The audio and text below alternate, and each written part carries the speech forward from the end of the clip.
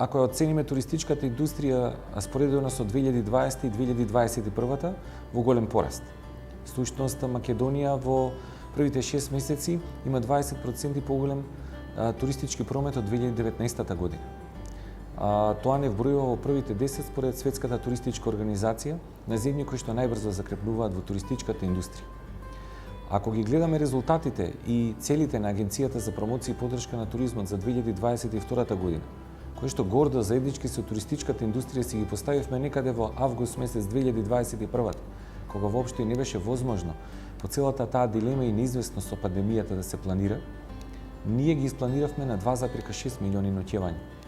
Всушност, досега со септемвриските бројки забележивме 2,450.000 ноќевања, што во овој момент ми дава право да кажам дека ние ќе постигнеме целта за 2022 година.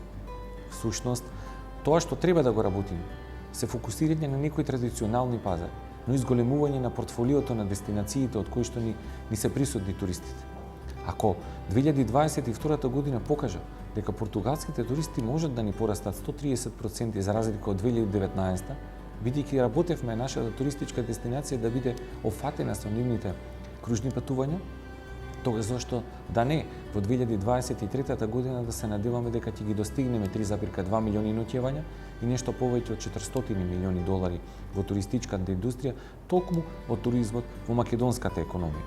Но ако знаеме дека мултипликативниот ефект во туристичката индустрија не секогаш се смета исто како во економијата, тој ќе требаме да го помножиме по 2,3 до 4,3 во зависност во каква форма практикувале туристите кои што биле токму кај нас.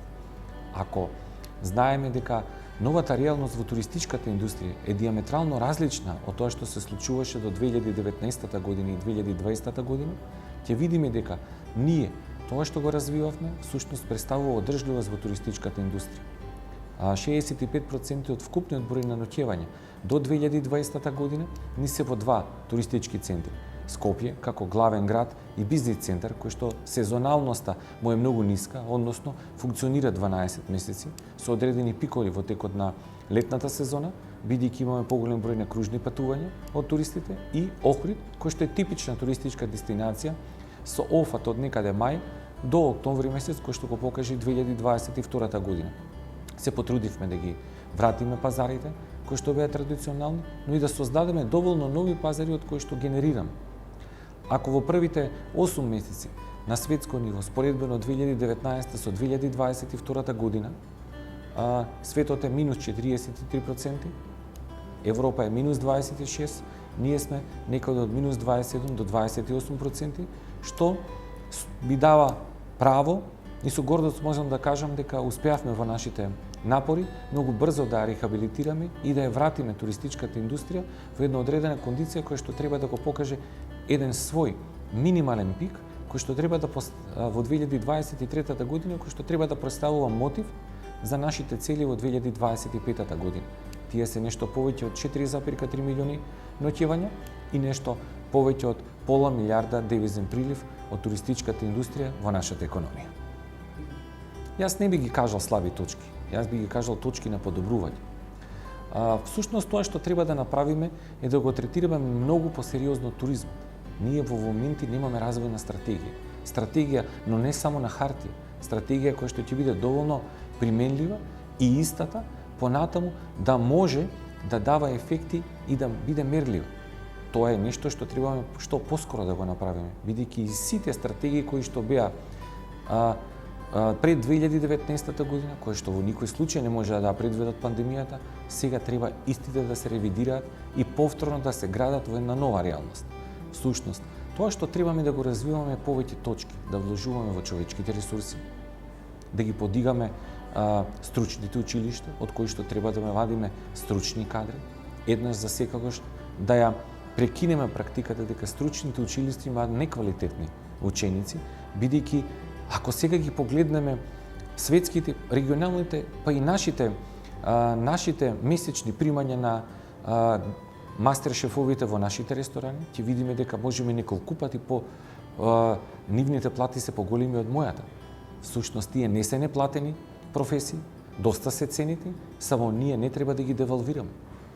треба континуирано, дневно да имаме соработка помеѓу приватниот сектор, стручните училишта, вложување во нови практики, создавање на реални кабинети на учениците и што поголема пракса, за да можеме веќе за многу брз процес некој од 5 до 10 години да имаме сеона и да не заостануваме од останатите земји.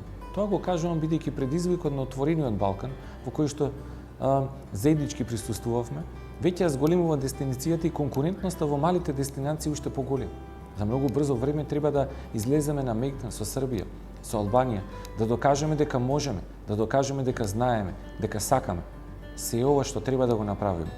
Инфраструктурата, која што е развоен елемент во целата економија, која што мораме да ја обновиме и да овозможиме нашата дестинација да биде многу повеќе поврзана авионски со останати дестинации.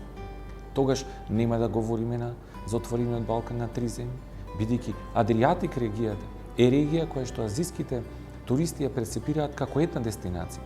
Всушност, нивните тури од 14 до 21 ден треба да овозможат да биде вклучена токму и Македонија како дестинација. Сараево, Скопје, Љубљана, Скопје, Белград, Охрид, поврзување на нашиот главен град со повеќе главни градови и дестинации од Европа, исто нашиот најголем бисер, Охридското езеро, и Охрид, и Струга како прв туристички центар, ќе овозможат генерирање на поголем број на туристи.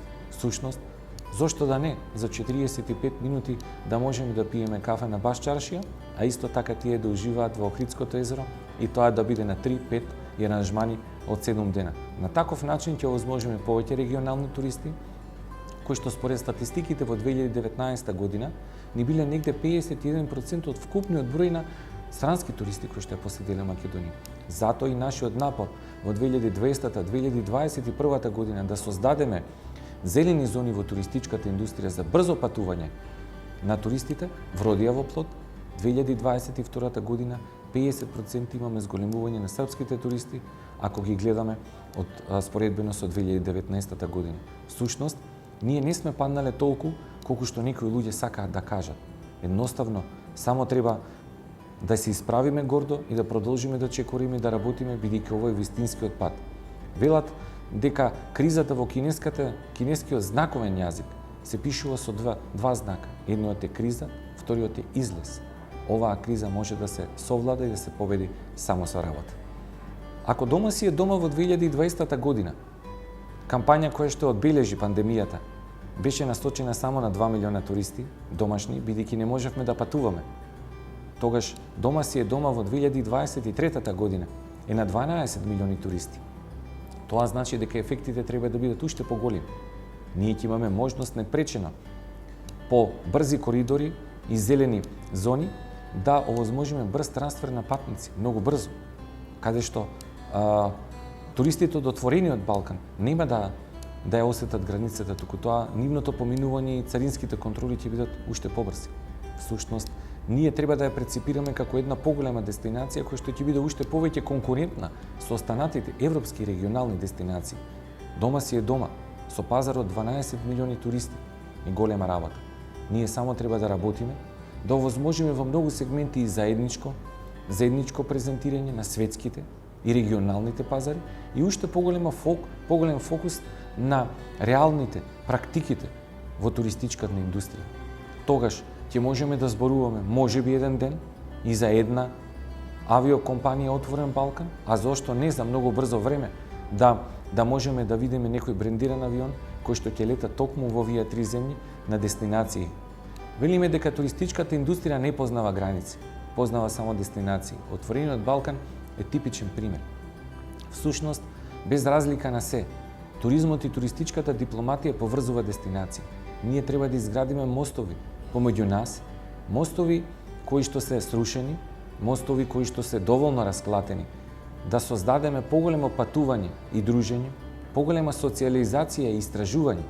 Па јас би кажал, зошто Македонија да не ги отвори своите музеи за сите странски туристи и еднаш неделно истите да не плаќаат влезница, да ги посетат, да се запознаат со нашата култура и историја, бидејќи градот Скопје има историја повеќе од 2000 години.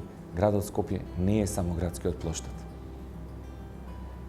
Во едно моје излагање пред неколку месеци во рамките на панел за отворениот Балкан реков: не е возможно да се патува од Охрид до Белград 7, 8 или 9 часа, 10 часа со автомобил. Тоа треба да биде 45 минути до 1 час. Истата практика треба да имаме насекаде во регионот. Ние мораме да бидеме поврзани, дали со чартер летови или со редовни линии, со сите поголеми центри на Балканот и во Европа. Всушност градот Скопје мора да има линија Сараево, мора да има Загреб, мора да има Љубљана, мораме да имаме Подгорица со главниот град. Тоа ќе го возможат нискобуџетните компании, кои што во многу брзо време очекувам меѓународен тендер на кој што ќе имаме пројавен интерес од повеќе нискобуџетни компании кои што ќе овозможат летови не само кои што ќе им бидат исплатливи на истите, односно да ги поврземе дестинациите со нашите гастарбајтери, туку всушност дестинации од кои што ќе бидат потребни во туристичката индустрија да генерираме повеќе туристи. 2023 година очекувам да биде обележена со неколку нови линии.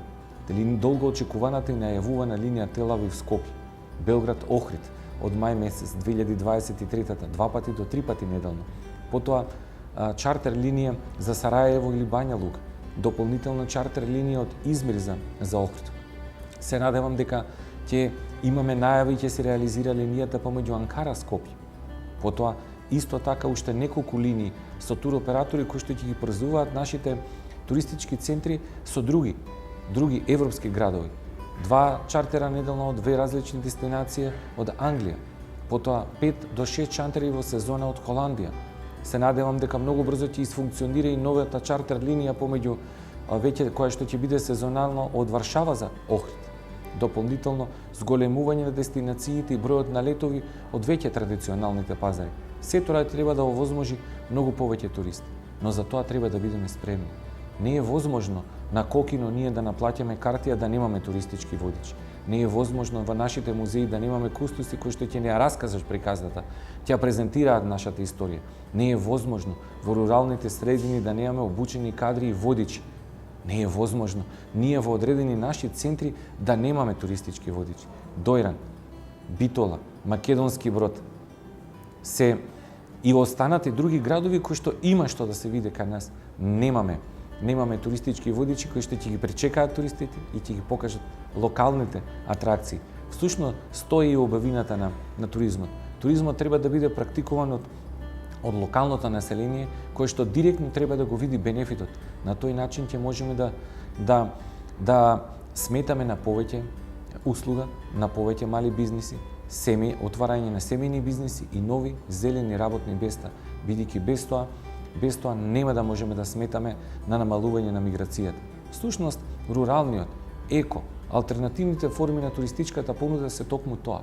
Ако ги земеме практиките од пред 20 или 30 години од некои наши соседи или бивши републики со кои што сакаме да се споредуваме, во овој случај со Словенија, да, ние само треба да разбереме дека треба да ја примениме нивната практика од 20 години упорно работење во туристичката индустрија и резултатите се тука. Всушност, тој пат кој што е изоден од страна на Словенија во последните 20 години со добрата практика, со зимање на позитивните приказни резултати и форми, ќе можеме да го скратиме на 10 до 15. Но затоа ни се потребни институции, затоа ни е потребен туристички сектор кој што ќе го изградиме од оздола нагоре.